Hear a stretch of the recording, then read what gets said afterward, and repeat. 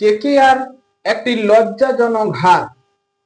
হ্যাঁ বন্ধুরা, পাঞ্জাব কিংসের বিরুদ্ধে কেকেআর একটি লজ্জাজনক হার পেয়েছে। সত্যি আইপিএল এর ইতিহাসে এত কম রানে কোনো দল হারেনি। পাঞ্জাব কিংসও রেকর্ড করলেন 111 রানে ম্যাচটিকে জিতে নিন।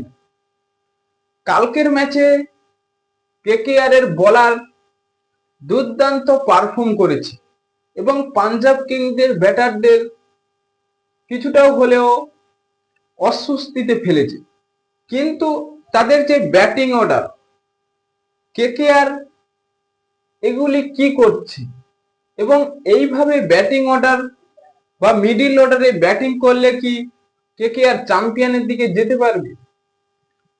হ্যাঁ বন্ধুরা, কেকেআর এর যে ব্যাটিং অর্ডার সত্যি বোঝা দরকার সেই মহেন্দ্র সিং ধোনি দেখে, কারণ তার বয়স হয়ে গিয়েছে 43, তাও তিনি শেষ পর্যন্ত খেলে ম্যাচ ফিনিশ করছে। কিন্তু কেকেআর এর সেই middle order Andre Russell, Rinku Singh এবং রমনদীপ এরা কি করলেন? এক বল দু বল খেলে আউট হয়ে ফেরত।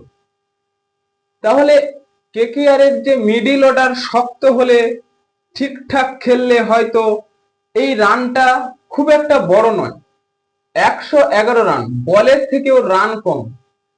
কিন্তু কেকেআর এই সহজ রান চেষ্টাকে তুলতে পারলেন না।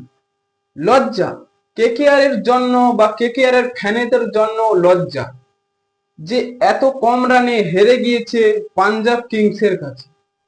শ্রেয়াস আইয়ার আরো বুঝিয়ে দিলেন কেকেআর কে যে কেন তাকে নেওয়া হয়নি কেকেআর টিমে।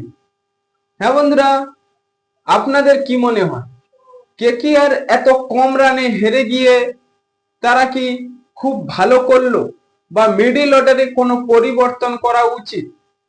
আপনাদের মতামত কমেন্ট বক্সে লিখে জানিয়ে দিন এবং চ্যানেলটি সাবস্ক্রাইব করে আমাদের পাশেই থাকুন। ভিডিওটি শেষ পর্যন্ত দেখার জন্য আপনাকে অসংখ্য ধন্যবাদ।